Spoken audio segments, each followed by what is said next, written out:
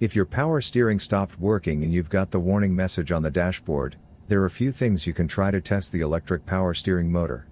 First, check the fuses and make sure they are not blown. Next, locate the electric power steering motor. In this case, it is located on the rack and pinion assembly underneath the car. If necessary, take out 4 bolts and remove protective cover to access the motor. Unplug and inspect the electrical connectors for any signs of looseness, damage or corrosion. Verify that the motor is getting power using a power probe tool. If you are interested, links for this tool will be down in the description below. If you are getting power, remove and test the electric motor. It's held in place by 4 Torx screws. Take out the motor.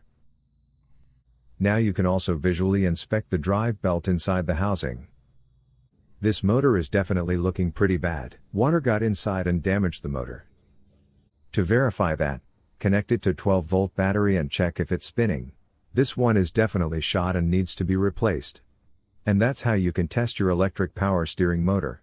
I hope this was helpful.